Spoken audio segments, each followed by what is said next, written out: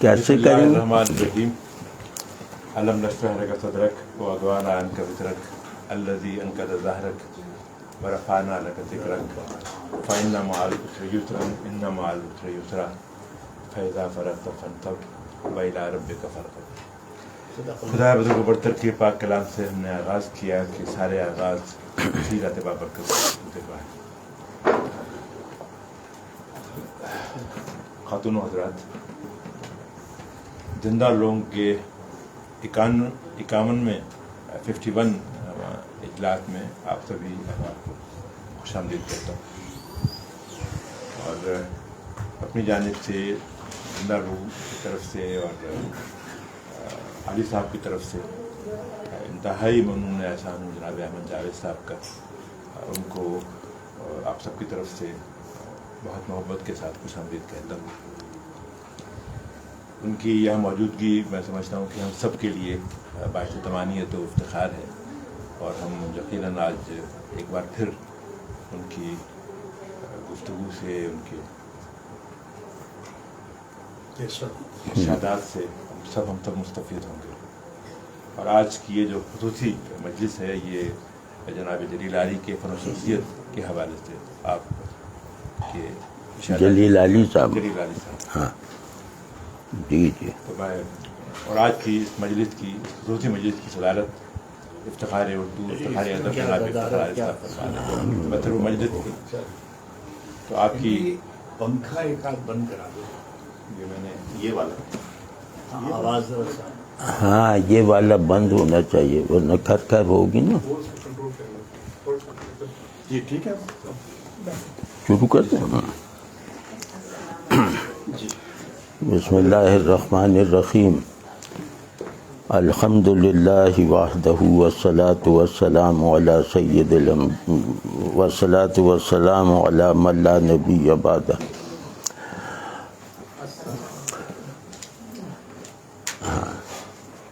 ارے آج ادریس آزاد صاحب نہیں آئے؟ اچھا پہنچیں گے، آزاد ہیں۔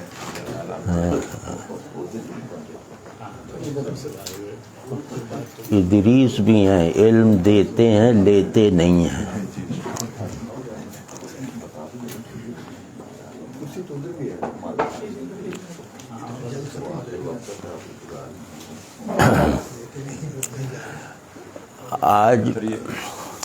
آج ایک دیرینہ خواہش پوری ہوئی میری، تو وہ اس طرح کہ مجھے جو میرے نوجوانی کے مہربان ہیں، محسن ہیں،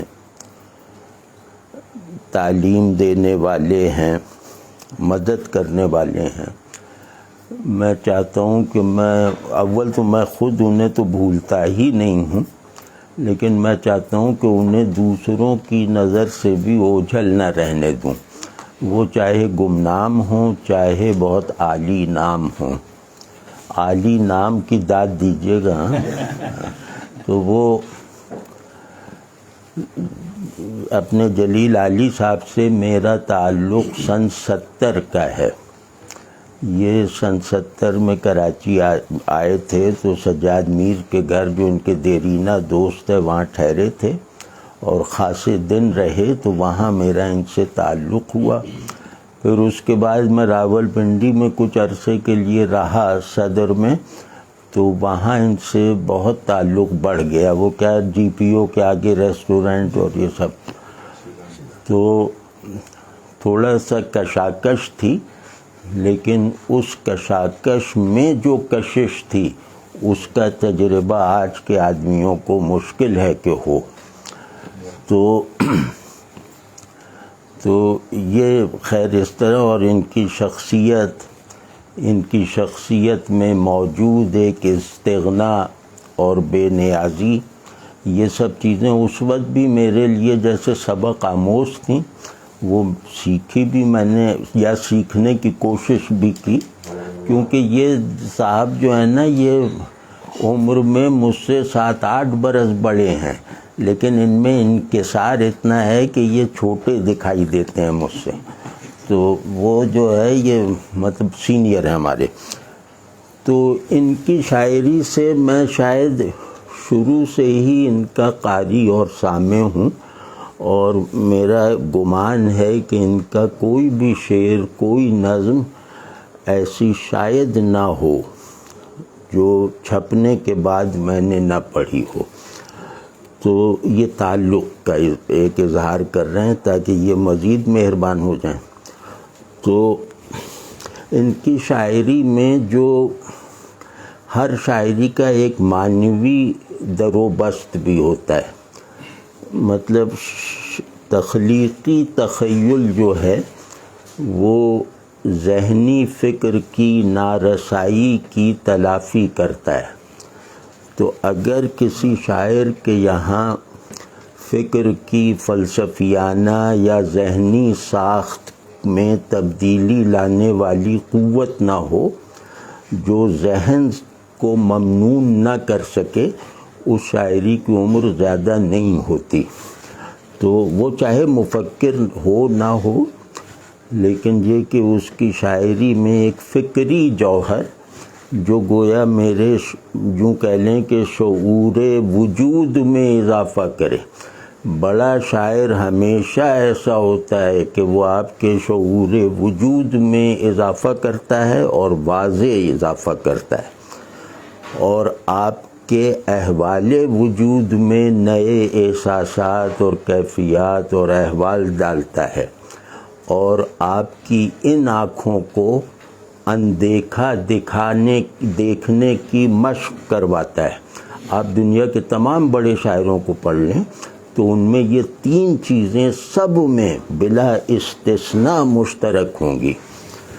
تو ان کو کیونکہ میری عادت ہے، اب ہمارے استاد کی ڈالی ہوئی عادت ہے کہ کسی بھی کتاب کو پڑھتے وقت، یعنی شعر کی کتاب کو پڑھتے وقت میں پہلے یہ انتخاب کر لیتا ہوں کہ میری سمجھ کے مطابق، احساس کے مطابق ان میں زندہ رہ سکنے والے اشعار کون سے ہیں۔ تو آج میں اسی پہلو سے ان کی شاعری پہ بات کروں گا، اور اپنی دانش میں جن اشعار کے بارے میں میرا یہ خیال ہے کہ یہ زندہ رہیں گے وہ عرض کروں گا، اور اس میں اس کی وجہ بتاؤں گا کہ اس خیال کی آخر وجہ کیا ہے۔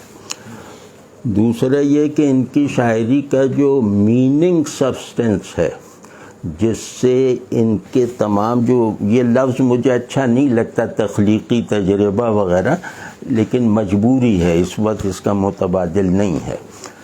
تو ان کا تخلیقی تجربہ جس معنویت سے گندھا ہوا ہے، یعنی جہاں مفہوم اور محسوس کا فرق مٹ جاتا ہے، اور شاعر اگر یہ کام نہ کرے تو دو کوڑی کا ہے، تو وہ وہاں ان کی جو بنیادی طاقت ہے وہ ایک طرح سے سنتھیسائزڈ ڈائلیکٹسزم ہے۔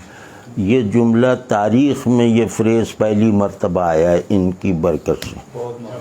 تو جو ایک سنتھیسائزڈ ڈائلیکٹسزم ہوتا ہے نا، یعنی ایک وحدت رکھنے والا پرشور پرزور تضاد، تو وہ ان کے یہاں وہ ہے تشکیک اور یقین، تیقن۔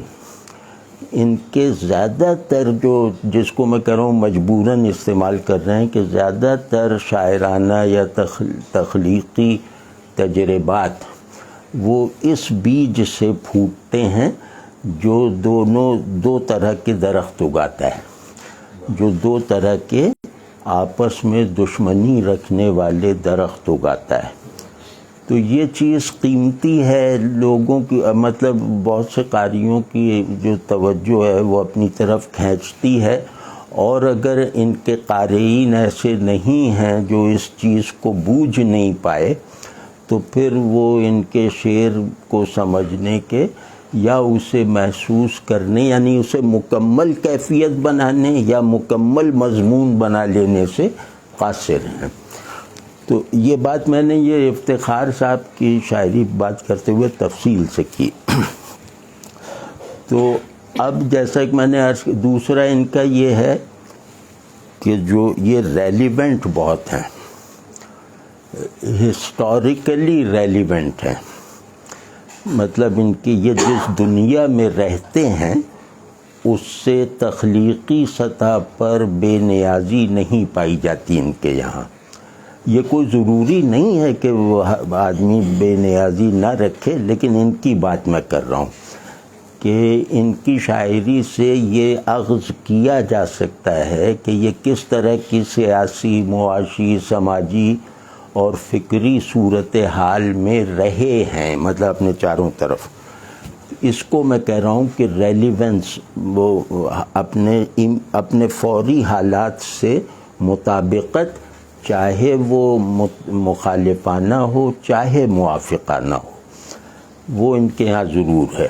اور اس ریلیونس کا جو پورا، اس ریلیونس کو جس ورلڈ ویو کے تابع رکھا گیا ہے وہ اقبال کا ہے، کہ جیسے اقبال تو ظاہر ہو تو بہت بڑے تھے، تو انہوں نے جیسے کہا نا میرا دل کیا ہے، میرا دل ہے، ہاں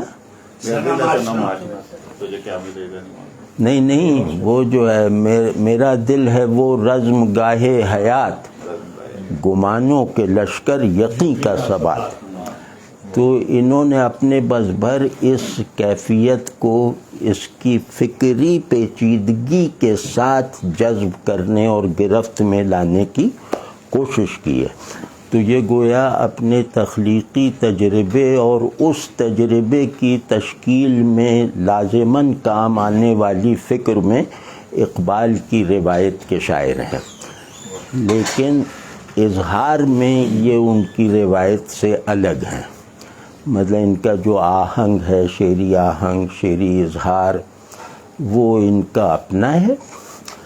تو تیسری بات یہ ہے کہ یہ شخصیت کی اخلاقی یکتائی اور حفاظت پر بہت زور دیتے ہیں۔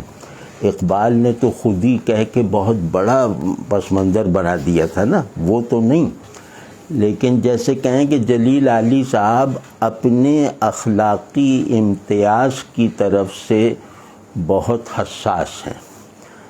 یہ جس کو انا بار بار کہتے ہیں نا، وہ انائے اخلاقی ہے، جو کبھی انائے نظری بھی بن جائے، انائے مذہبی بھی بن جائے، لیکن اپنی بنیادی ساخت میں وہ جیسے دلدل میں پائے جانے والے یقینی موتیوں کو ڈھونڈنے سے مستقل انکار ہے۔ تو یہ اس طرح کا ہے کہ جیسے اب دلدل ہے، اسے دکھا بھی دیا اور اسکین کر کے بھائی اس کی تہ میں موتی ہیں بڑے قیمتی، تو یہ ماننے کے بعد جو شخص دلدل میں ہاتھ نہ ڈالے وہ ان کا مطلوبہ آدمی ہے۔ تو ایک تو یہ کہ کیونکہ شاعری میں یہ ضرور دیکھا جاتا ہے کہ آپ کا تصور انسان کیا ہے، ٹھیک ہے نا، تو وہ یہ ہے۔ چوتھی بات یہ ہے، اب اس میں جو اختلاف اتفاق پہلے کھپا دیتے ہیں پھر شعروں پہ جاتے ہیں۔ ہاں چوتھی بات یہ ہے کہ یہ ان کے یہاں تعلی، شاعرانہ تعلی ظاہر سبھی کرتے ہیں، نہیں سبھی تو نہیں کرتے، ہم نے تو نہیں کی، لیکن بہرحال چلو، تو وہ شاعرانہ تعلی میں یہ اپنے آپ اپنی بڑائی ثابت کرنے سے دلچسپی نہیں رکھتے میر کی طرح، یہ اپنی انفرادیت پر اصرار کرتے ہیں کہ میں منفرد شاعر ہوں۔ تو کئی جگہوں پہ، اب وہ شعر مجھے یاد نہیں آ رہے، لیکن کئی جگہوں پہ ایسا ہے کہ بلکہ ایک آدھ اس میں لکھا ہے، وہ جو ہے وہ نمونے کے طور پر، اب ذرا سنبھائی، اب اتنا زیادہ ان کا انتخاب ہو گیا ہے۔ اچھا ہاں یہ جو ہے نا، میں جیسے کہہ رہا ہوں، یہ تعلی کا شعر ہے، میں جیسے کہہ رہا ہوں میں ہی ایسے کہہ رہا ہوں،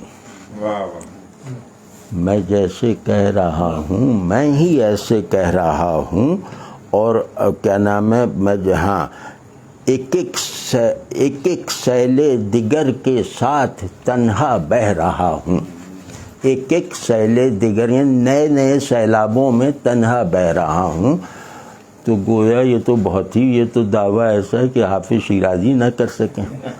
تو وہ جو ہے، لیکن اس میں ان کا جو سادہ سا مطلب ہے، جو اصرار ہے، وہ اتنا ہی ہے کہ میں اپنی شعری انفرادیت کو نہ صرف یہ کہ برپا رکھوں بلکہ اس کی حفاظت بھی کروں.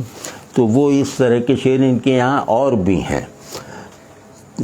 تیسری یہ کہ ان کے کچھ اجتہادات ہیں لسانی، وہ مطلب یہ کہ فارسی عربی لفظ کو اردو کا مصدر بنانا، کہ شمارنا قطارنا اس طرح سے، یا یہ کہ حروف جار کو حذف کرنا اور جمع کے بعد حروف جار کو حذف کرنا، کہ سپنوں ساحل، مثال تو انہوں نے نہیں کہا ہوگا، میں کہہ رہا ہوں کہ جیسے کہیں کہ سپنوں ساحل، اور اس طرح کے الفاظ کہ جس میں مضاف جو ہے وہ جمع میں ہے اور مضاف الیہ واحد میں ہے. تو اس میں انہوں نے کے نکال دیا نا، اور زیادہ تر یہ حذف کا کام انہوں نے اردو اور فارسی میں کیا ہے، ملانے کے لیے. تو ظاہر ہے کہ پوئٹک لائسنس ہے، جیسا چاہے آپ زبان سے سلوک کریں، لیکن میری رائے میں یہ اس میں کامیاب نہیں ہوئے. وہ جیسے عربی لفظ فارسی لفظ کو اردو مصدر بنانا، عربی فارسی اسما کو اردو صفت میں ڈھالنا، تو یہ کام ہو سکتا تھا. یہ کہیں کہیں میر نے کیا بھی ہے، لیکن یہ کہ یہ کام ان کی جو شاعرانہ سنجیدگی ہے نا، یہ ایک کریٹو سیریسنس کے وہ ہیں آدمی، تو اس کریٹو سیریسنس کے یہ شایان شان نہیں ہے. میں نے مطلب اب ظاہر مجھے تو ان سے بڑی محبت ہے، تو وہ نہیں، میری رائے میں اس معاملے میں یہ ہر جگہ ہر شعر میں ناکام ہوئے. اور اس سے جو ہے نا لفظ کی تنظیم، لفظوں کی آپس میں نشستیں اور ان کے جوڑ جو ہوتے ہیں، یہ زبان کے ضمیر میں ہوتے ہیں، کسی بھی زبان کے ضمیر میں ہوتے ہیں. یہ ہمیں پالتے ہیں، ہمیں خود پر تصرف کرنے کی اجازت نہیں دیتے. زبان ہم سے بڑی ہے، تو وہ ذرا رہ جاتا ہے اس میں، مطلب شعر ہیں کئی لیکن وہ رہ جاتا ہے. اس میں ظاہر ہے کہ آدمی غالب نے 2-3 تجربے کیے، ایک آدمی ناکام ہو گیا، مطلب اس طرح ہوتا ہی آدمی کی بات چیت میں ناکام ہوتا ہے. تو یہ جو اپنی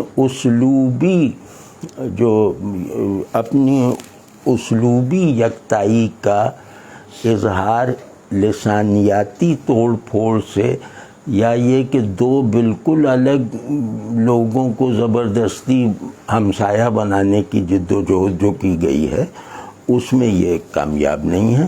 اور اس میں جیسے جمالیاتی خلل پیدا ہوتا ہے. یا تو آپ ٹھیک ہے جیسے میر نے کہا کہ سناہٹے میں، اب سناٹے کو سناہٹے بنا کر یہ جو ہے یہ سناٹے کی لرزش ہے. تو یا تو آپ ایسا کر دیجئے، یا جیسے انیس نے کہا کہ اٹھو سری ہے کیا فریض ہے سحری کو، اب کو زائد ہے، آپ صحیح کر دیجئے، غلط ہے کو، آپ صحیح کریں گے صحیح 2 کوڑی کا ہوگا. تو اگر غلطی کرنی ہے نا تو وہ اس طرح کرنی چاہیے کہ وہ غلطی، حافظ کا دیوان بھرا ہوا ہے اس طرح کے اغلاط سے کہ اس پہ منشی حضرات اصلاح دیتے رہے ہیں، 2 کوڑی کا ہو جاتا ہے. تو 30 چوتھی یا 5ویں جو بھی ہے، چھٹی بات، ہاں بس ٹھیک. چھٹی بات یہ ہے کہ ان کا کسی محترمہ کا عاشق ہونا سمجھ میں نہیں آتا. تو ان کا جو یہ بات دوبارہ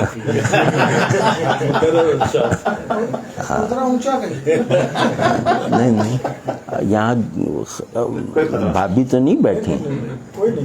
ہاں خطرے کی کوئی بات نہیں. دیوار تک پہنچائیں آواز. مطلب یہ سمجھ ہی میں نہیں آتا کہ یہ انہوں نے عشق کیا کیا ہوگا. تو اس طرح کے جو اشعار ہیں نا، جو مطلب اظہار محبت والے یا شکوہ ہجر والے، جو شاعری ہوتی ہے، ہاں وہ اوپری سے لگتے ہیں. جو آدمی انہیں جانتا ہے ویسے تو ظاہر ہے وہ ہے. تو تیسرا یہ مطلب کیا کہتے ہیں، ساتواں یہ کہ یہ آدمی وہ ہے جس نے دماغ اور دل کے فاصلے کو ان کی لڑائی ختم کیے بغیر دور کر کے دکھایا ہے.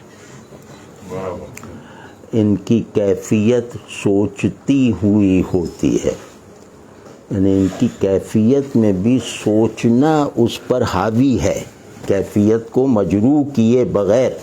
یہ میرے خیال میں بڑی کامیابی ہے. تو اب جناب یہ کر لیتے ہیں کہ ان کے کچھ شعر جو میرے خیال میں طویل العمر ہیں یا تازہ رہیں گے، ان کی زندگی کا امکان زیادہ ہے. یہ آپ لوگ بھی کیا کیجئے کہ کوئی بھی کتاب دیکھیں نا شاعری کی، اس میں پہلے نشان لگا لیا کریں کہ اس میں آپ کی رائے میں رہ جانے والے اشعار کون سے ہیں. تو وہ اس سے شاعری کا ذوق بھی بہتر ہوگا اور شاعری کا فہم بھی بہتر ہو جائے گا انشاءاللہ.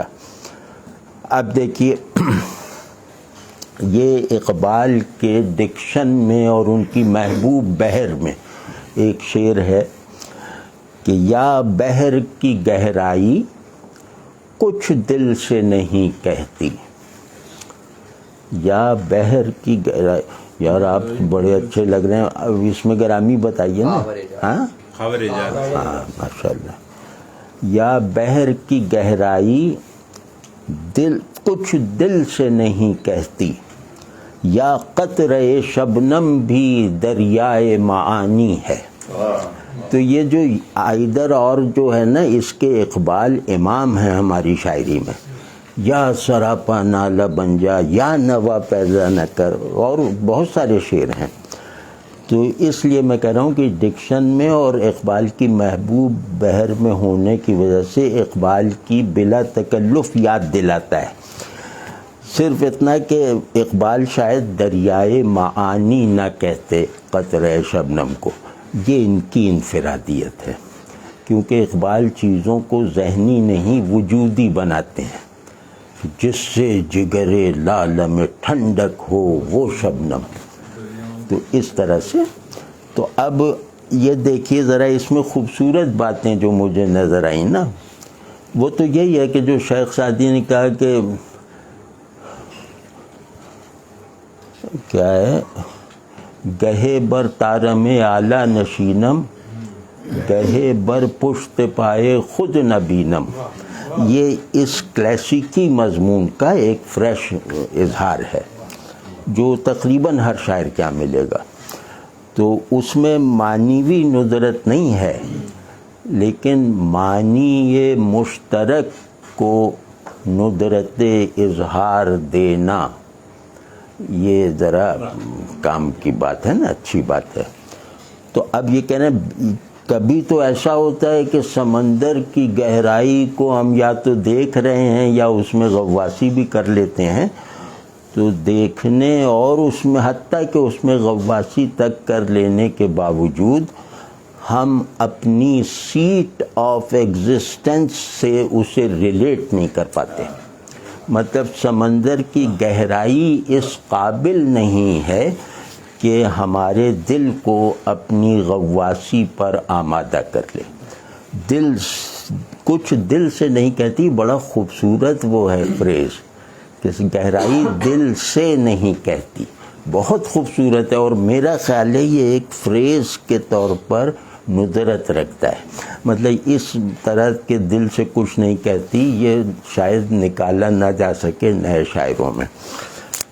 تو اب دل نے بتا دیا کہ دل بھی اور بحر ان کا جو تقابل ہے وہ بھی ہماری عرفانی، شعری، فلسفیانہ سب روایتوں میں مشترک ہے نا، کہ دل دریا سمندروں گونگے اس طرح جو ہے. تو اب اس میں جو ہے دل لائے ہیں بحر کی گہرائی کو بے وقعت گرداننے کے لیے جو ایجنٹ درکار تھا وہ لے کر آئے اس کے مناسبت میں. اور پھر یا اب یہ دل نے بحر کی گہرائی کو بالکل پایابی میں بدل دیا، اور اس کے لیے ہے بھی یہ پایابی. اور اب قطرہ شبنم دریائے معانی ہے. تو کہتے ہیں یہ تضاد دل میں برپا نہیں ہے. اب اس بات کو ذرا غور کیجئے، یہ کوئی متضاد کیفیتوں کے مجموعے کا نام نہیں ہے، یہ مطلب بیان نہیں ہے. یہ دونوں الگ الگ ڈسپلنز ہیں، الگ الگ ڈسپلنز آف ریئلائزیشن ہیں، یعنی تحقق. اب اصل لفظ ہے تحقق، جو انگریزی میں ہلکا ہو کر ریئلائزیشن ہے، یعنی حقیقت بوجھنا اور اسے بوجھ لینے کے بعد تحقیق و تفتیش کی حرکت کو تھام لینا. ٹھیک ہے نا؟ تو اس کو کہتے ہیں ہماری اصطلاح میں تحقق، تحقیق، حق سے نکلا ہے یہ حق. تو اب یہ کہہ رہے ہیں کہ میرا دل ہی اتنا زبردست نہیں، یا دل ہی اتنا زبردست نہیں ہے کہ وہ دریائے ذخار کو اور بحر ژرف در ژرف کو پایاب کہنے کی ہمت کر لے. میرا ذہن بھی ایسا ہے کہ قطرہ شبنم کو دریائے معانی بنا دیتا ہے. دل اپنے فیضان کو چیزوں میں نہیں کنورٹ ہونے دیتا. اچھا یہ بھائی بہت، ہاں تھوڑا سا پانی پی لیں، ان کا ذرا روب ہے مجھ پہ.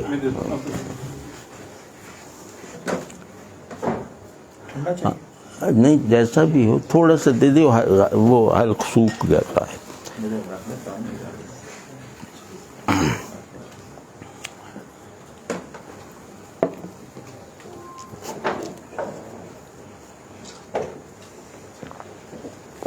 افتخار صاحب سے پوچھ لیں پانی پئیں گے؟ پانی وہاں پانی وہ کیا روم ٹیمپریچر والا ہے؟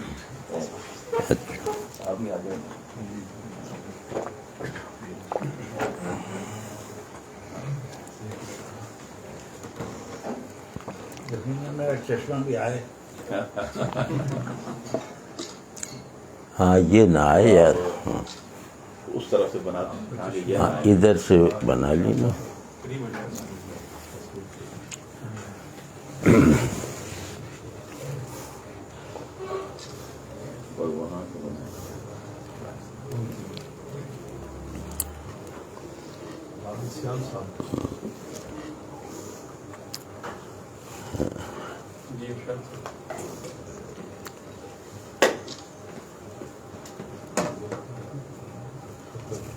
تو اب ہم نے ہاں یار بیٹھ جائیں تو اچھا، ہاں کسی کو دیں اور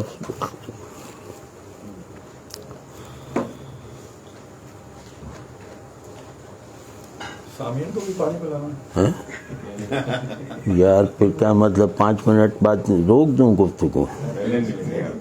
ہاں نہیں جی، پانی یا تو افتخار صاحب کو پلانا ہے یا آپ کو.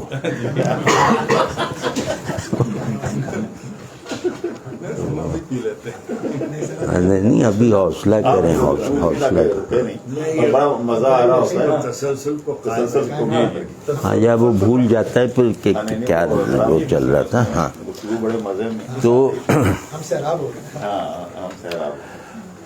تو وہ آدمی اگر اپنی حقیقت کی ریئلائزیشن کے ساتھ اس حقیقت کو ایکٹیویٹ کر لے، اس حقیقت کو اپنا پرسپیکٹو بنا لے یعنی ذہن کے لیے، اور عین اپنی اسی حقیقت کو جو ہے وہ اپنے قلب کے بنیادی حال میں کنورٹ کرنے پر قادر ہو جائے. یعنی وہ دل کی استعداد، حقیقی استعداد اور ذہن کی حقیقی صلاحیت کو دریافت کرنے میں کامیاب ہو جائے تو اس کا مطلب ہے کہ وہ خود کو جاننے میں سرخرو ہے. یہی مطلب ہے نا، کیونکہ آدمی 3 چیزوں کا مجموعہ ہے، دماغ، دل اور ارادہ. اسی کے مجموعے کو نفس کہتے ہیں. تو ہاں تھوڑا تھوڑا بھائی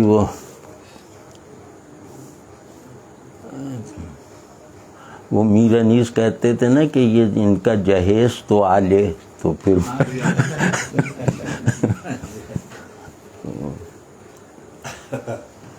بیچ میں پان کھانے لگے. نہیں، وہ ایک صاحب پانی لے کر آتے تھے نا سقائی کے لیے، تو وہ تو آدمی اپنی وجودی گہرائیوں کو اپنے قلب سے اخذ کرتا ہے، اور آدمی اپنے معارف اور حقائق کے ساتھ اپنی ذہنی اور شعوری نسبتوں کو دماغ سے لیتا ہے یا دماغ کو ایسا بناتا ہے. تو ایک بنا ہوا قلب اور ایک بنا ہوا ذہن جو ایک ہی حقیقت پر پوری تمانیت اور پوری سیرابی کے ساتھ مرتکز ہیں. اگر ایسا نصیب ہو جائے آدمی کو تو یہ شعر وجود میں آتا ہے کہ دل کی استعداد گہرائی کی ہے، وہ اپنی گہرائی کو اگلتا نہیں ہے. یعنی اس کا فعل اس طرح کا نہیں ہے کہ وہ چیزوں میں شیئیت کا اضافہ کرے، فارمز میں کسی اور فارم کو بڑھا دے، کیونکہ وہ مستقل حالت ٹرانسینڈنس کی مستقل حالت میں رہتا ہے، اور وہ یہاں موجود کسی بھی چیز کو اپنے سے ریلیٹ ہی نہیں کرتا، چاہے وہ سمندر جیسی فارم ہی کیوں نہ ہو. ٹھیک ہے نا؟ تو یعنی کہ سمندر دل سے کچھ نہیں کہتا، اس کا مطلب ہے کہ سمندر کی مجال ہی نہیں ہے کہ میرے قلب کو کورسپونڈ کر سکے. یہی مطلب ہے نا. ہاں. تو اب دوسرا ہے شعور. وہ یہ ہے کہ میں شعور کا کام کیا ہے، یعنی حقیقت یافتہ شعور کا کام کیا ہے کہ وہ فارمز کو اس حقیقت سے منسوب رکھتا ہے جس حقیقت کا اس نے عرفان حاصل کیا ہے. تو فارم کو وہ گویا فارم کے کانٹینٹ کو حقیقی اور فارم کی صورت کو عارضی رکھتے ہوئے اس کے کانٹینٹ کو حقیقی بنا دیتا ہے. تو اب یہ ہے یا قطرہ شبنم بھی دریائے معانی ہے. معانی کا لفظ اس پر جو ہے صادق ہے، اس پر دلیل ہے کہ یہ حق یافتہ شعور کے بارے میں ہے. اور دوسرا دیکھیں، ذہن اچھا ہو، چاہے وہ مذہبی غیر مذہبی جو بھی ہو، عارفانہ غیر عارفانہ جو بھی ہو، وہ شے سے جتنا لیتا ہے اس سے کہیں زیادہ اسے دیتا ہے. تو یہ کہ یا قطرہ شبنم میں دریائے معانی ہے کہ فارمز کے افلاس کا ازالہ کرتا ہے دماغ، اور فارمز کے دعوے کو رد کرتا ہے قلب. تو اب یہ بڑا اچھا ہو گیا. تو اسی طرح اس کے بارے میں میرا گمان ہے کہ یہ زیادہ عمر کا شعر ہے. اور سپرد ہیں ہر کسی کو احوال اپنے اپنے، سپرد ہیں ہر کسی کو احوال اپنے اپنے، اٹھائے پھرتے ہیں ہم مہو سال اپنے اپنے. بڑا زبردست شعر ہے. اور یہ تکے میں ہو جانے والے نہیں، جیسے ایک زمانے میں تکا چلتا تھا، اور طرح کے جواب اور طرح کے خیال اس میں جو چاہتا تھا وہ تباز بھائی کر لیتا تھا. تو یہ اس طرح کی نہیں تکے والی بات کہ اپنے اپنے سے خود بخود حاصل ہونے والا فائدہ نہیں ہے یہ. تو اس میں ذرا اس کی لفظی خوبیاں دیکھ، کیونکہ شاعری میں سب سے پہلے دیکھا جاتا ہے کہ لفظ کیسے استعمال ہوا. چاہے وہ قرآن شریف کا ترجمہ کر دے، لیکن وہ شاعری اس وقت بنے گا جب آپ لفظوں کو زندہ حالت میں وہ کریں گے. لفظ سب سے بنیادی کوالیفیکیشن ہے. تو سپرد، ورنہ تو داغ کو کیا آتا جاتا تھا، داغ کوئی فلسفہ جانتے تھے. تو داغ کو جب تک اردو ہے وہ زندہ ہے. وہ تو اٹھائے وہ سپرد ہیں، یہ نیا روزمرہ یا بھولا ہوا روزمرہ یاد دلایا ہے. ایک ہے کہ سب کو سپرد کیے گئے ہیں، یعنی اس کو جو ہے وہ فعل متعدی بنانا، لیکن سپردن کو فعل لازم بنا دینا. تو فارسی تو آپ بہت اچھی جانتے ہیں ادریس صاحب نا. ہاں نہیں، تو فعل متعدی کو فعل لازم بنانا یہ لفظوں کی مسیحائی کرنا ہے. آپ لغت میں دیکھ لیجئے سپردن کہ یہ معنی، یعنی فعل یہ حالت مفعولی میں رہتا ہے. تو اب یہاں اس کو حالت اسمی میں بدل دیا گیا ہے کہ سپرد ہیں. تو یہاں سپرد کا ہونا یہ جیسے ایک اسمی ساخت رکھتا ہے.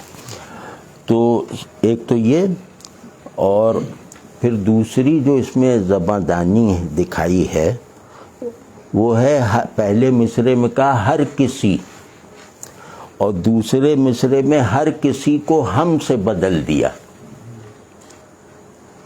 یہ کیا کہتے ہیں؟ اسے کہتے ہیں عام خاص مطلق.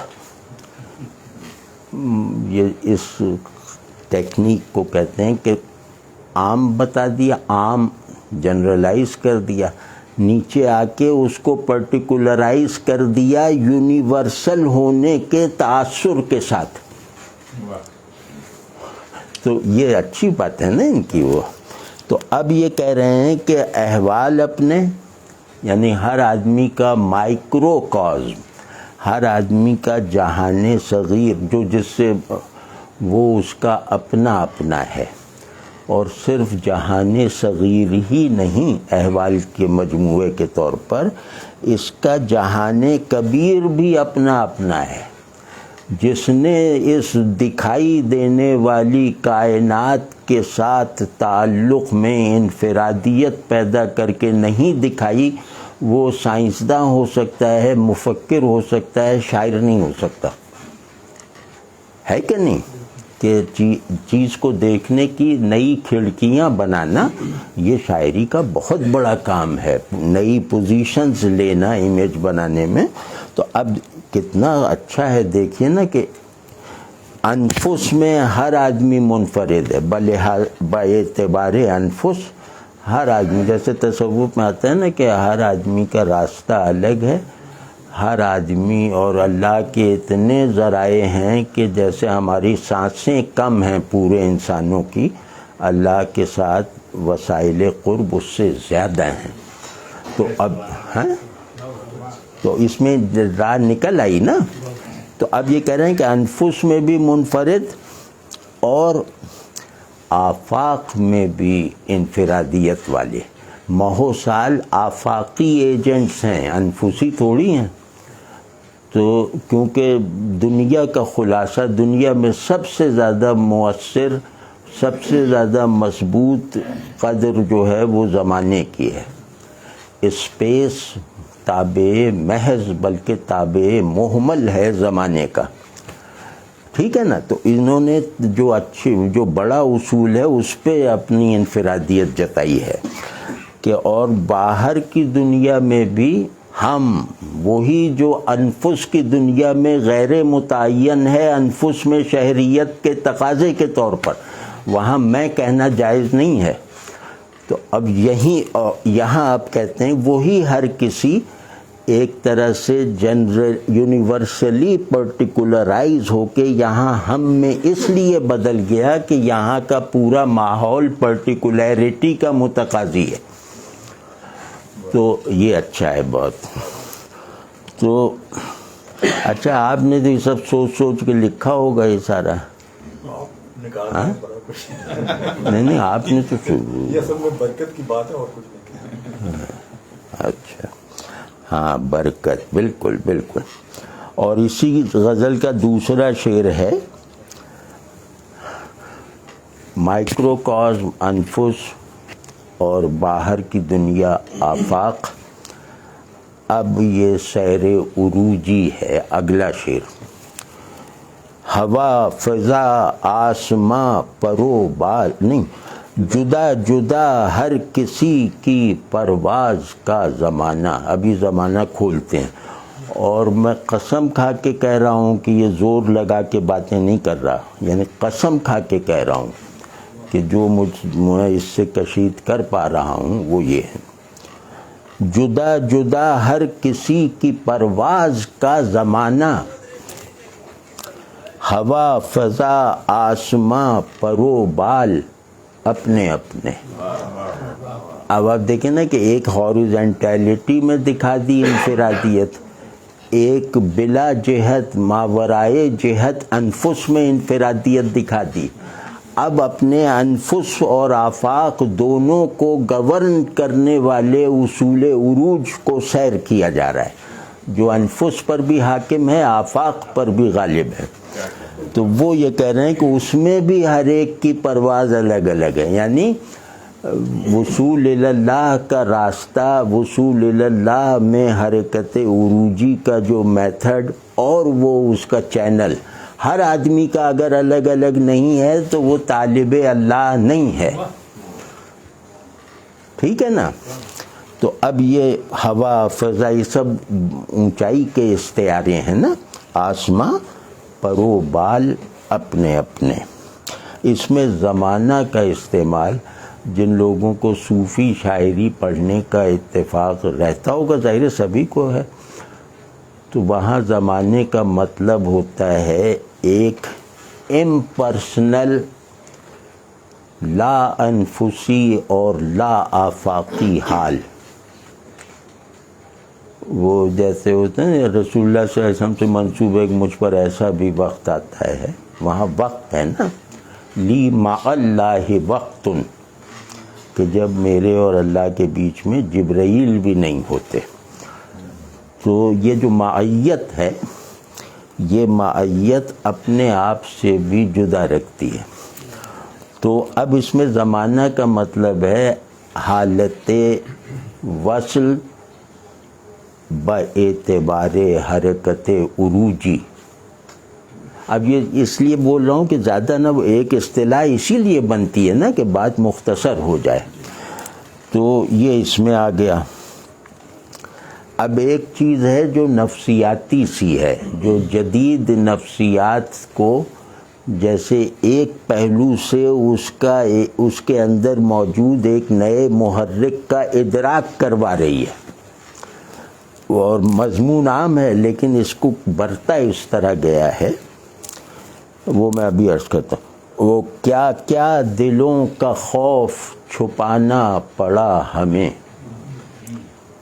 کیا کیا دلوں کا خوف چھپانا پڑا ہمیں، خود ڈر گئے تو سب کو ڈرانا پڑا ہمیں. اس کو آپ چاہے ایک ایکٹیویزم کے معنوں میں لے لیں، چاہے ایک معاشرے کی نفسیاتی انجینئرنگ کرنے والے ایک اصول کے طور پہ لے لیں کہ جب تک اپنا ڈر دوسروں پہ منتقل نہیں کرو گے اس وقت تک حالات نہیں بدلیں گے.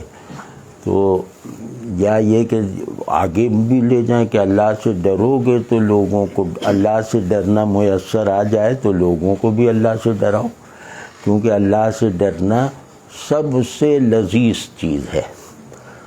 تو وہ محبت کی لذت الگ ہے اور اس کی لذت الگ ہے. اللہ کا خوف اس کی محبت کو معتبر بناتا ہے اور اللہ کی محبت اس کی خشیت کو پر قانے راضی اور خوش رکھتی ہے. لیکن خیر بھائی یہ اس کا مضمون تو ہم اپنا گنجائش نکال لیں. تو کہ دلوں میں جو خوف بیٹھا ہوا ہے وہ کیا کیا دلوں کا خوف چھپانا پڑا ہمیں کہ دل میں جو حقیقی خوف ہیں وہ ہم نے چھپا کر دل کی عارضی پریشانیوں کو دوسروں میں پھیلا دیا. یعنی کہ لوگ جس سے ڈرنے کی صلاحیت نہیں رکھتے اس سے ڈرنے کی دعوت روک لی، اس سے ڈرنے کا اظہار روک لیا. لیکن لوگوں کے لیے جس ڈر کی اہمیت ہے، جس ڈر سے ان کے مفادات وابستہ ہیں، وہ ڈر ہم نے لوگوں میں پھیلا دیا. تو یہی اسی طرح سے آج کل کے زمانے کا ہے کہ ایک دوسرے سے بچ کے نکلنا محال تھا، ایک دوسرے کو روند کے جانا پڑا ہمیں. اب بچنا اور روندنا یہ پرلطف ذرا سا تضاد ہے. اپنے دیے کو چاند بتانے کے واسطے بستی کا ہر چراغ بجھانا پڑا ہمیں. یہ انفرادیت کا حقیقی اصول بتایا ہے اس شعر میں. یہ شعر بہت سادہ سا ہے اور ہر آدمی کی سمجھ میں پہلی ہی نظر میں آ جاتا ہے. تو یہی اس کی فریب کاری ہے. شعر اگر فریب نہ دیتا ہو نا تو اس میں کچھ کسر رہ جاتی ہے قاری کو. تو وہ جو ہے وہ کہہ رہے ہیں کہ انفرادیت کہتے ہیں اپنی روایت سے تصدیق پانے کو. وہ انفرادیت حیوانی ہے جو کسی روایت کو اپنا مصدق نہ بنائے، جو کسی روایت میں رہتے ہوئے نہ ہو. اصول میں انفرادیت حیوانیت ہے. اصول کے اطلاقات و مظاہر اور اصول سے وابستگی کے نتیجے میں پیدا ہونے والے احساسات و احوال میں انفرادیت سچائی کی دلیل ہے. تو اصول میں ایک ہے اصول انفرادیت و اجتماعیت، ان دونوں کیٹیگریز سے ماورا ہے. تو جس اصول سے اجتماعی آرڈر بنتا ہے، اگر وہی اصول آپ کی انفرادیت میں کار فرما نہیں ہے تو آپ کی انفرادیت جیسے کپڑے اتار کے بازار میں گھومنے والوں کی سی ہے. تو ہاں، اب یہ جو شعر ہے جو میں کہہ رہا تھا کہ ان کی عمریں اللہ چاہ تو زیادہ ہوں گی، کہ کیا ربط ایک درد سے بنتے چلے گئے، کیا ربط ایک درد سے بنتے چلے گئے، جنگل میں جیسے راستے بنتے چلے گئے. اتنی پراسراریت، اتنی گمبھیرتا، اتنی فریش تشبیہ کہ آدمی واہ کرے. مطلب دل کو درد سے ربط پیدا ہو گیا تو اس ربط کے نتیجے میں اس ربط کے تسلسل کو برقرار رکھنے کے لیے ایک سے ایک چینل بنتے چلے گئے. یہ تو چلو اب واضح بات ہے. اب اس کو تشبیہ کیسے دی ہے؟ یہ تشبیہ وہی اچھی ہوتی، شاعر تشبیہ کو مشبہ اور مشبہ بہی اور وجہ شبہ، جو آدمی وجہ شبہ سے نکال دے اس سے زیادہ تشبیہ کوئی نہیں دے سکتا. تو اس میں وجہ شبہ غائب ہے، یعنی مشابہت کی وجہ غائب ہے. تو اب وہ کہہ رہے ہیں جنگل یہ ایسا ہے جیسے جنگل میں راستے بنتے چلے جا رہے ہیں، اس کی طرف بڑھنے کے تمام انفسی چینل ایسے ہیں جیسے کسی گھنے سیاہ جنگل میں راستے بنتے چلے جا رہے ہیں. یہاں جنگل کا لفظ اتنا بامانی ہے کہ سچ کہتا ہوں اردو شاعری میں جنگل اتنے زیادہ معنی میں کم آیا ہوگا. یہ جنگل انٹرنلائزڈ فارسٹری بھی ہے اور ایکسٹرنل یعنی آپ کے تجربے سے ہم آہنگ رہ جانے والا باہر موجود جنگل بھی ہے. تو اب بھائی کتنے اب کیونکہ اب مجھے لگ رہا ہے لوگوں کو نیند سی آ رہی ہے. یہ محویت ہے. نہیں محویت ان کو تو ہوگی لیکن اور ذرا پورا یہ سب ماشاءاللہ سلیکٹڈ لوگ. بہرحال اب اس سب کے ذمہ دار آپ ہیں، ہم تو چلے جائیں گے اس میں۔ ہاں تو اب یہ جنگل میں کتنی خوبصورت امیج بنی ہے کہ دل ایک جنگل ہے، مثال کے طور پہ دل ایک جنگل ہے پر اسرار، ہیبت ناک، اور وہاں جس میں راستے اور پگڈنڈیاں سجھائی نہیں دے رہے، جس پر غیب کا اندھیرا مسلط ہے۔ یہ کوئی منفی معنی میں نہیں کہہ رہے، غیب کا رنگ سیاہ ہوتا ہے۔ تو جس دل وہ جنگل گھنا جنگل ہے، اس میں جو ہے وہ ذات غائب سے ذات غائب سے اتنی خلاقی ہے کہ اس کے پیڑوں کا شمار ممکن نہیں ہے۔ اتنا گھنا جنگل ہے کہ سورج اس میں سے اپنی روشنی پار نہیں کروا سکتا، یعنی پورا عالم شہود اس میں مداخلت نہیں کر سکتا۔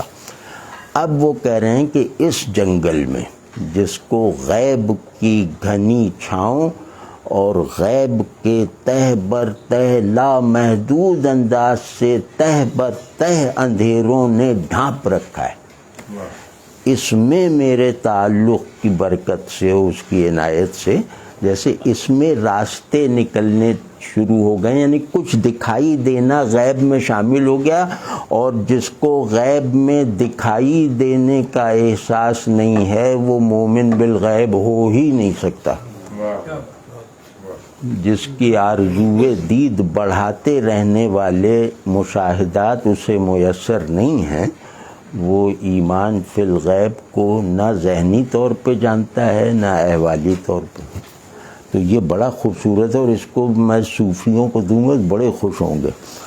تو اب اگلا شعر ہے کہ اپنے ہونے کی احانت، کیا اپنے ہونے کی احانت نہیں ہم کر سکتے۔ اب یہ بالکل الگ سا ہے، ایک سادہ سا ہے کہ ہم اپنی توہین نہیں کر سکتے۔ اگر تم نے ہمیں کہا نتھنگنیس میں مبتلا تو ہم برداشت نہیں کر سکتے، سادہ سا ایک مطلب ہے۔ اب دیکھیے اس میں دھماکہ کیا کیا ہے۔ پہلا مصرع لگتا ہے کہ یار یہ شخص تو بڑا مغرور ہے۔ اب دوسرے میں کہتے ہیں ہم تیری یاد سے غفلت نہیں، ہم کیا ہے سو تیری یاد سے غفلت نہیں ہم کر سکتے۔ ایک میں عرفانی اصول عرض کرتا ہوں کہ موجود وہ ہے جو اللہ کی نگاہ میں ہے،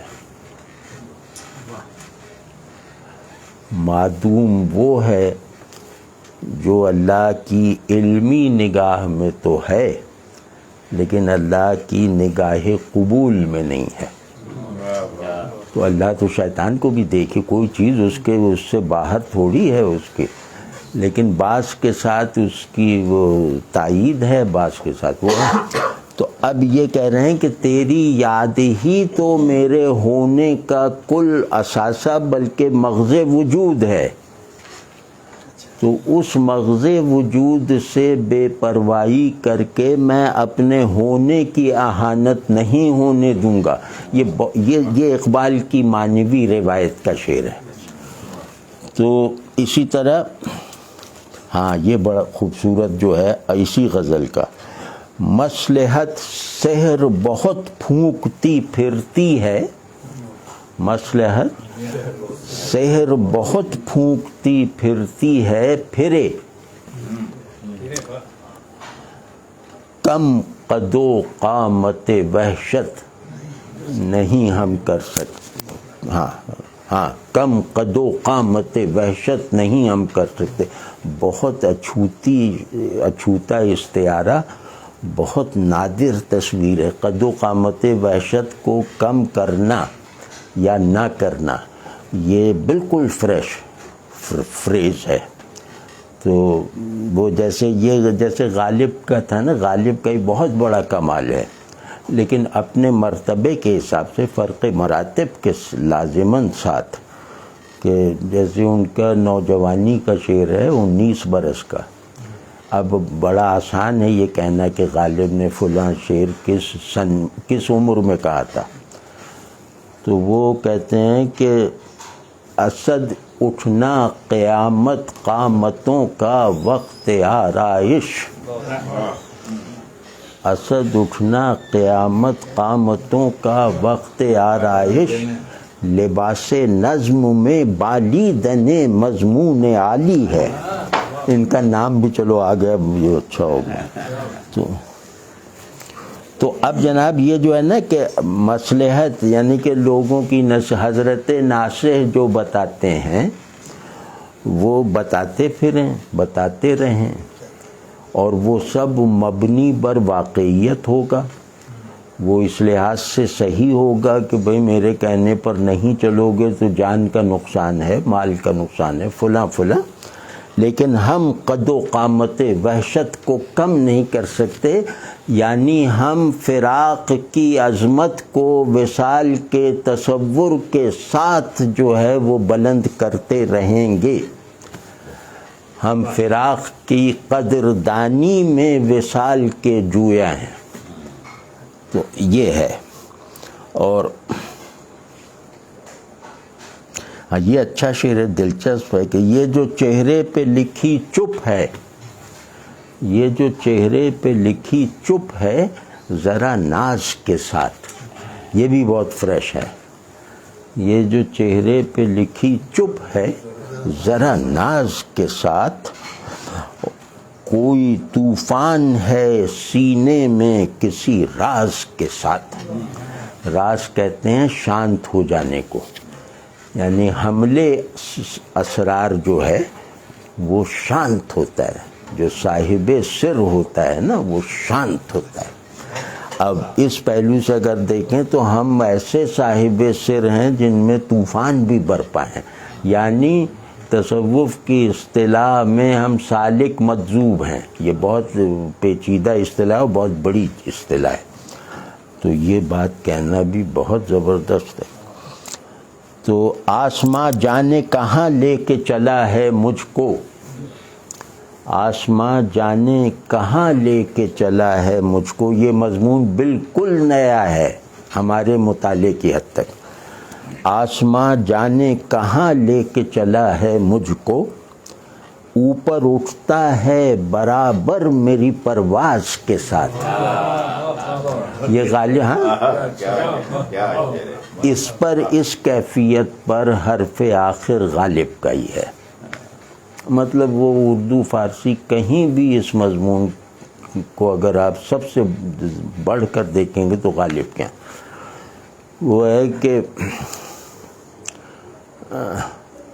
میری رفتار سے بھاگے، ہر قدم دوری یہ منزل ہے نمایاں مجھ سے، میری رفتار سے بھاگے ہے بیاباں.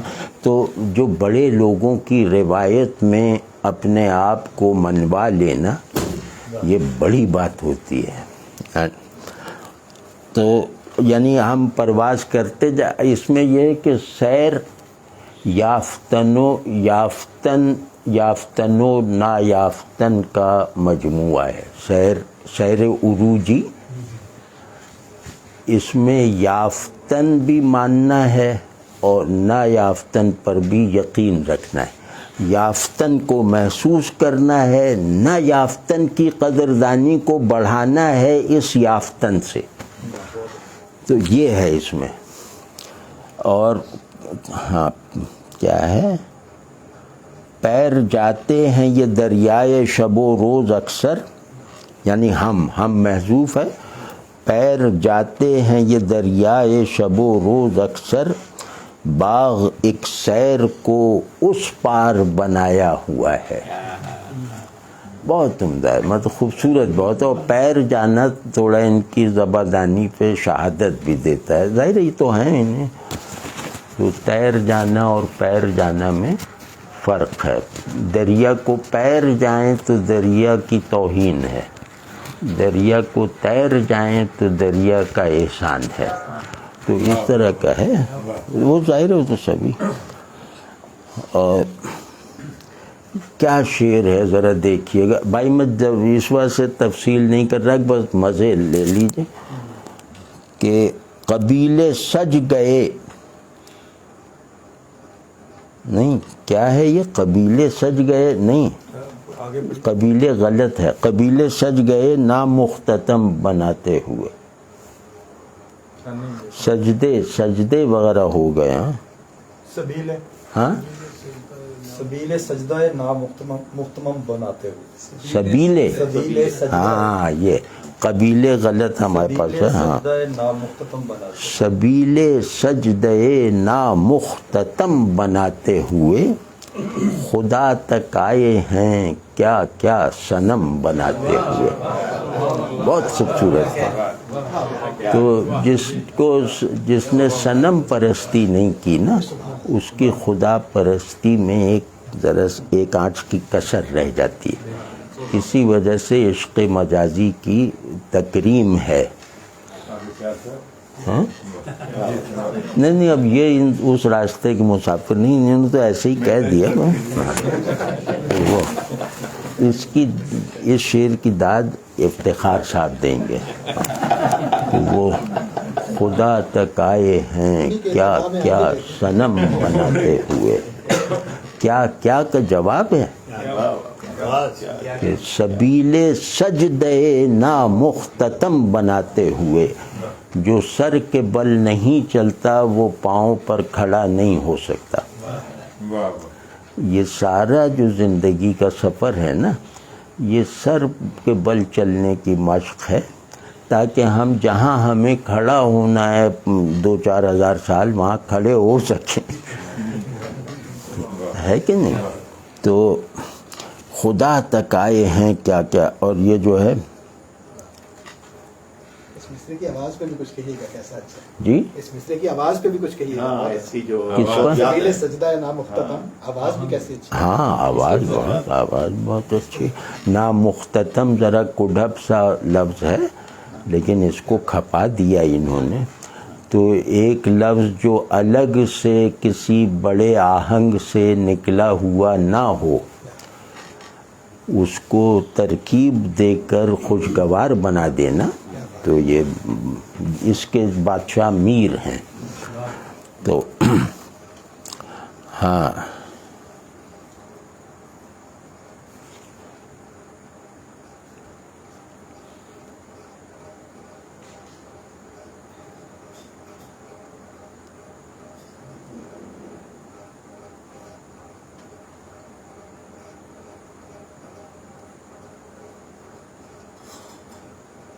کیا کہنے. ذرا دیکھیے گا پہلا شعر اس دوسرے شعر کی تحسین کا جیسے وہ کرتا ہے، سامان ہے کہ یہ خاک خواب سے خواب دیگر نکالتے ہیں. یہ ہے یا جو ہے؟ جو دوسرا حصہ پڑھیے. کہ سوج شوق سے زیر زمین اترتے ہیں. نہیں، شکستگی سے سفر کے ہنر نکالتے ہیں. ہاں، یہ خاک سے خواب دیگر نکالتے ہیں. کہ خاک، ہاں کہ ہے کہ خاک خواب سے خواب دیگر نکالتے ہیں. بڑا تازہ شعر ہے کہ پورے نہ ہونے والے خواب، یعنی تعبیر سے محروم خوابوں کو تعبیر کے لائق بنانے کے لیے ری پروسیسنگ کے آرڈر میں رکھتے ہیں. تو یہ اچھا ہے نا. اب شعر دیکھیے کہ سوج شوق سے زیر زمین اترتے ہیں. کہ سوج شوق سے زیر زمین اترتے ہیں اور اپنی خاک سے شمس و قمر نکالتے ہیں. یہ بہت زبردست شعر ہے. یہ اقبال آ گئے اس میں اپنی فیاضی کے ساتھ اور اپنی خاک سے شمس و قمر. کیا کہنے کیا کہ یہ جس اوج شوق سے اترے ہیں وہ شمس و قمر سے بھی پرے ہے. اور زمین والے جو شمس و قمر پر منحصر ہو کے رہ گئے ہیں، ہم ان کے اس انحصار کو ختم کرتے ہیں زمین کے اندر جا کر. یعنی کہ ہم زمین کو مولد شمس و قمر بنا کے دکھاتے ہیں. تو بس ایک دو شعر زیادہ ہیں لیکن میں ہاں یہ ذرا دیکھیے، یہ ہماری مذہبی ماحول پر ہے. کوئی سورج بجھانے پر بضد ہے تو سمجھ لو، کوئی سورج بجھانے پر بضد ہے تو سمجھ لو، چراغوں کے تصادم کا سمے سر پر کھڑا ہے. بہت اچھا ہے. چراغوں کا تصادم بھی بالکل نیا تصور ہے، چراغوں کا تصادم بالکل نیا تصور ہے.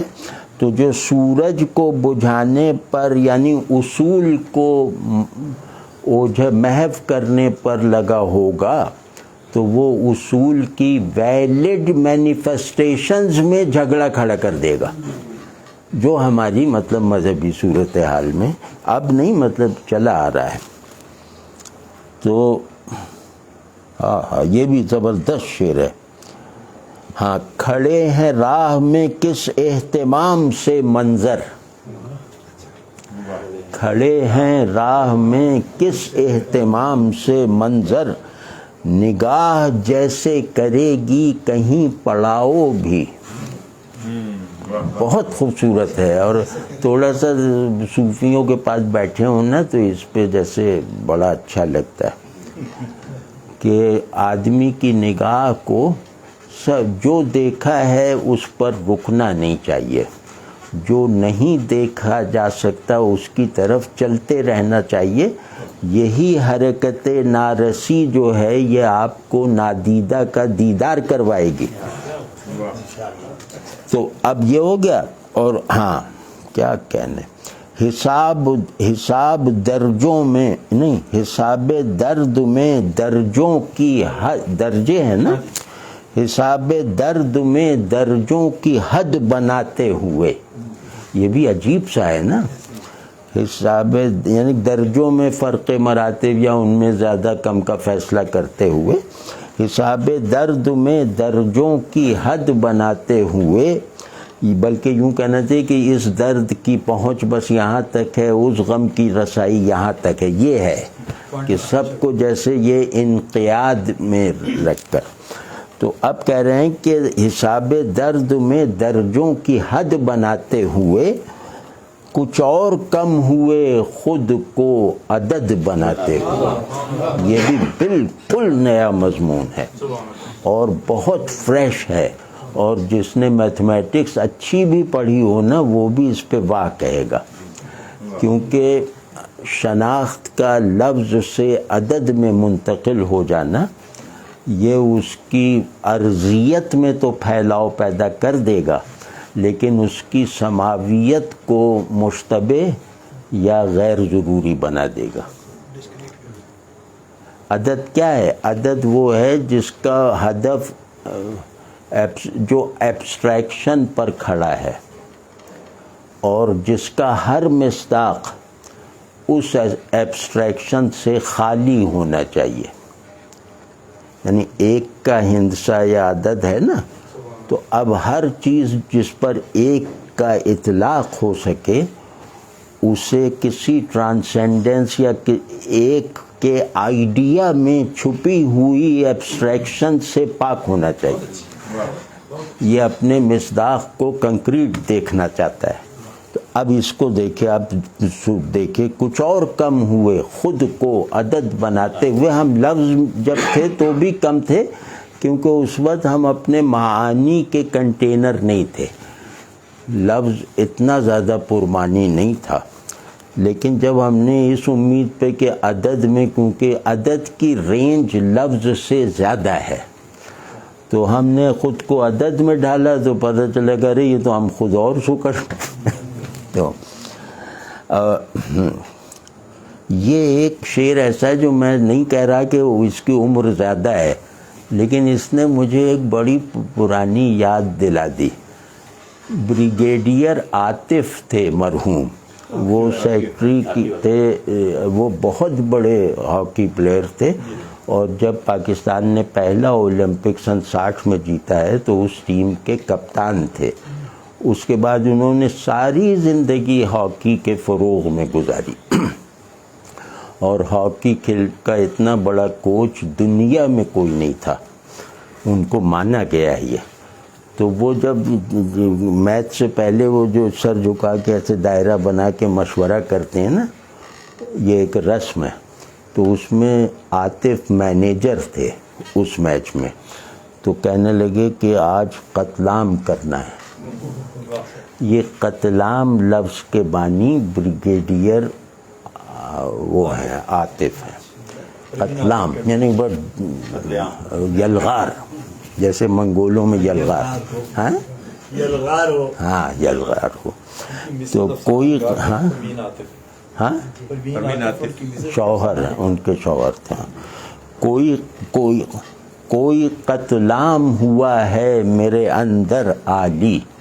بھائی اس میں حاشیے میں ان کا ذکر بھی کر دیں, بریگیڈیئر عاطف کا, کیونکہ کوئی لفظ تو نہیں ہے نا, لغت میں شاید نہ ملے گا. ہمارے پنجابی میں اچھا, ہاں تو انہوں نے پنجابی میں کہا ہوگا, لیکن یہ لفظ اردو میں ان کی وجہ سے. کوئی قتل عام ہوا ہے میرے اندر عالی, سرخ آنسو میری آنکھوں سے برسنے لگے ہیں. اب اس میں آدمی بالکل پیسیوٹی میں ہے, مطلب قتل عام میں بھی وہ پیسو کیا, وہ تماشا دیکھ رہا ہے, یعنی اپنی ٹریجڈی کا وہ تماشا دیکھ رہا ہے, اس ٹریجڈی پر آنسو بہائے بغیر یا اس ٹریجڈی پر جذباتی ہوئے بغیر. تو ٹریجڈی سب سے بڑی وہ ہوتی ہے جس میں رونا توہین بن جائے اس کی. سب سے بڑی ٹریجڈی انسان کی سب سے بڑی کمائی ہے.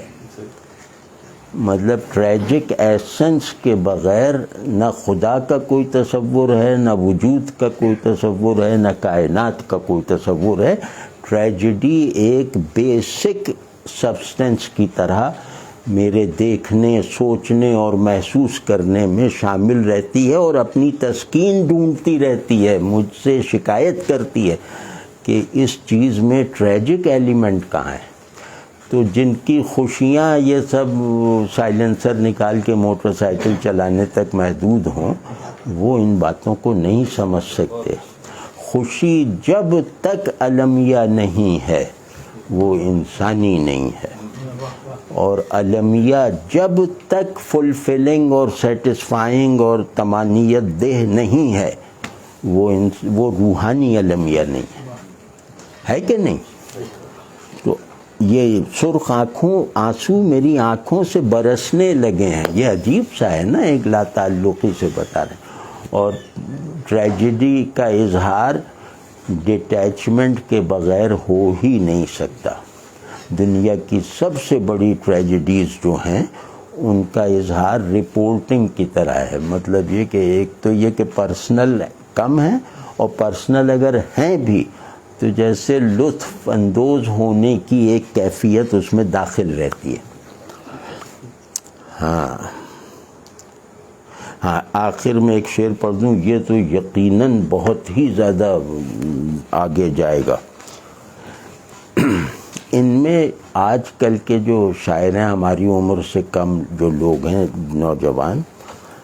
نوجوان کیا, وہ تو اب 40 برس والے کو بھی نوجوان کہتے ہیں. ان کے یہاں معنوی ندرت نہیں ہے کہ معنی میں ندرت پیدا کر دیں. وہ بالل ٹپ کہے جا رہے ہیں. تو وہ ہے مجھے روکا جہاں جانے.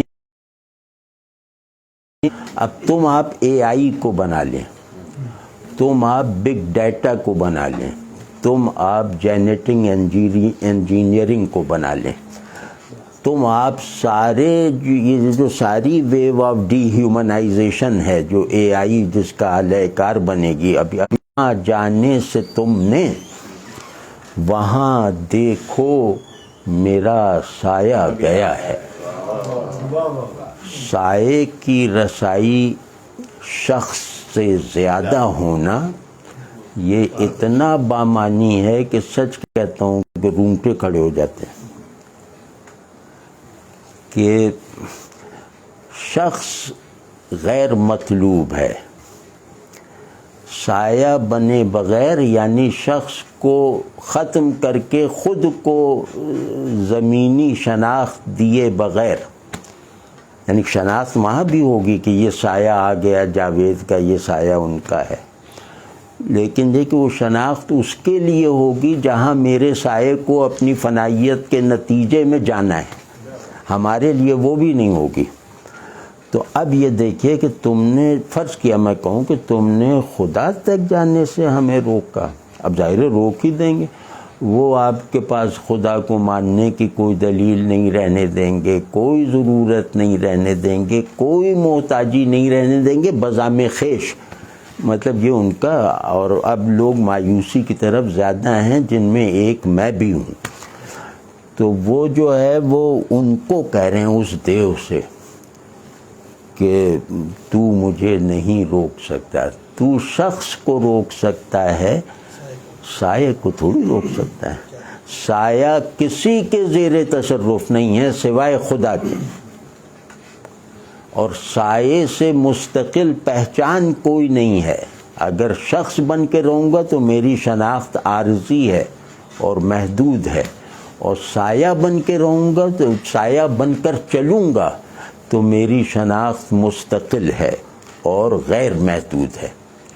تو یہ، اور اس کو ویسے بھی کوانٹم انداز میں بھی دیکھیں نا تو اس کے بڑے بڑے، میں کیونکہ اس فیلڈ کا آدمی نہیں ہوں کہ جہاں اس کو اس طرح کے معنی دے سکوں، تو آپ اس میں دیکھ لیں کہ شے اصل میں اپنا سایہ ہے، سائے کے بغیر شے بے وقت ہے۔ اس پر میں اردو کے جدید شاعروں میں واحد فلسفی شاعر کا ایک شعر سناتا ہوں کہ سایہ جس کا نظر آتا ہے مجھے، سایہ جس کا نظر آتا ہے مجھے، وہ بھی سایہ نظر آتا ہے مجھے۔ اور یہ جس آدمی کا شعر ہے وہ جدید فلسفے میں پاکستان میں جو سب سے زیادہ لوگ جدید فلسفہ جاننے والے ہوں گے اس زمانے میں بہت تھے، ان میں ان کی صف اول میں تھے محب عارفی صاحب۔ کیا قیامت ہے کہ جاتا ہوا وقت ادھر آتا نظر آتا ہے مجھے۔ وہ روانی تو تھی، یہ میں کہہ رہا ہوں کہ ان میں اور محب عارفی صاحب میں چیزوں کو ایبسرڈائز کر کے، چیزوں کی موجودہ اسکیم کو التباس کی ٹھہرا کر حقیقت کو ڈھونڈنے کا رویہ ان کا ہے، وہ محب عارفی صاحب کا بھی تھا۔ تو وہ کہ روانی تو تھی اس میں پانی نہیں تھا، روانی تو تھی اس میں پانی نہیں تھا، ہوا غرق میں جس کو دریا سمجھ کر۔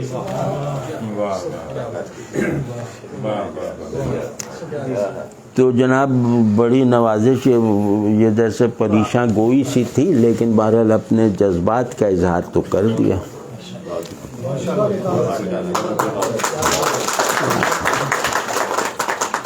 حاجی صاحب سے سوال جواب کروں گا۔ میں شکریہ بس ایک سیکنڈ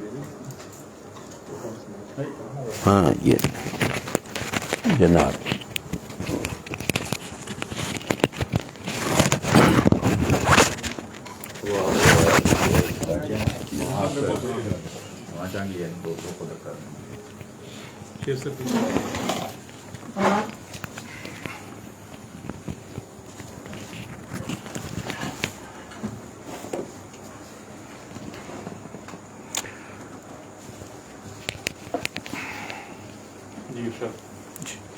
بسم اللہ الرحمن الرحیم۔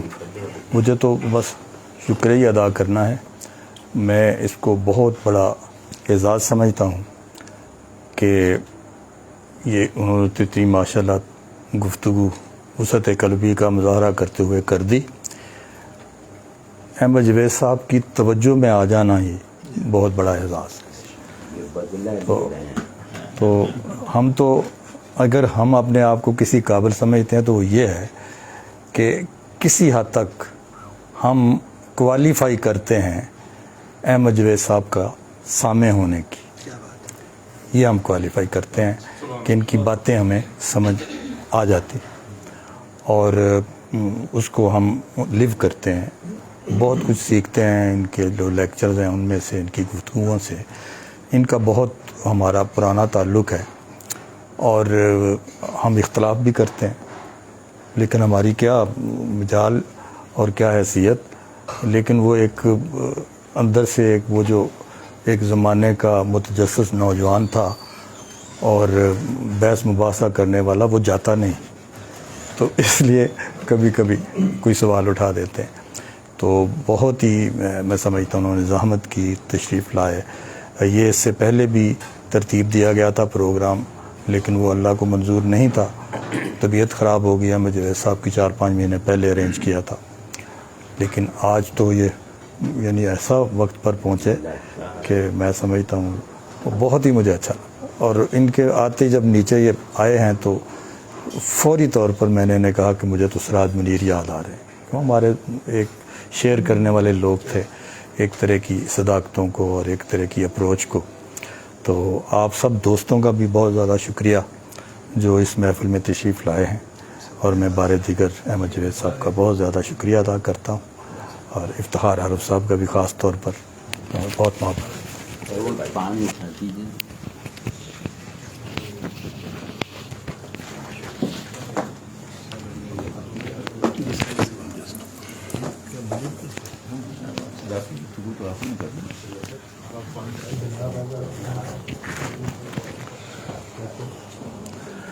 بسم اللہ الرحمن الرحیم.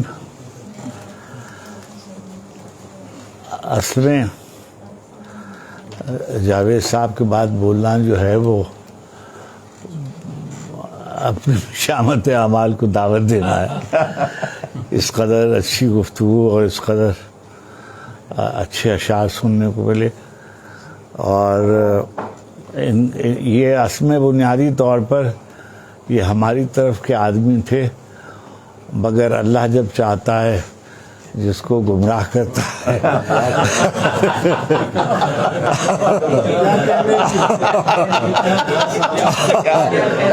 اور جب چاہتا ہے کسی کو راہیاب کرتا ہے. تو اللہ سبحانہ تعالیٰ ان کا سایہ ہمارے سر پہ سلامت رکھے. ہم ان کی دعاؤں کی توقع رکھتے ہیں، توجہ کی توقع رکھتے ہیں، ان سے دعا کی درخواست کرتے رہتے ہیں اور ان سے استفادہ کرتے رہتے ہیں. اصل میں پچھلے چند برسوں سے یہاں اردو کے اساتذہ بیٹھے ہوئے ہیں. پروردگار عالم ان سے شاعروں کو محفوظ رکھے، اس لیے کہ انہوں نے جو شرنگیزی فلسفے کے نام پر اور کہاں کہاں کے مباحث لا کر پوری ادبی فضا کو بالکل تباہ و برباد کر کے رکھ دیا ہے. جیسے کہاں کہاں کے نظریے، کہاں کہاں کی چیزیں نہیں، حق ہے ان کا، وہ لسانیات کے اور فلسفے کے اور سماجیات کے اور دوسرے علوم سے سر وہ نوکری کر رہے ہیں، آپ انہیں سیریس لے رہے ہیں.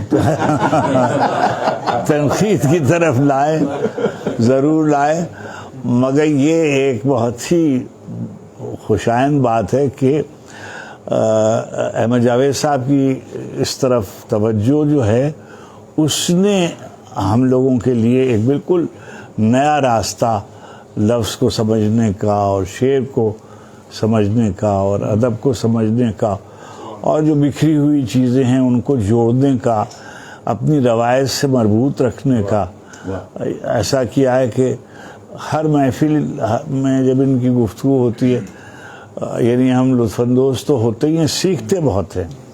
یعنی بظاہر آپ کو یہ یعنی میں نے تو میں اس محفل میں سب سے پہلے سے میں کم از کم ان کو 50-55 برس سے جانتا ہوں، اور میں ان کی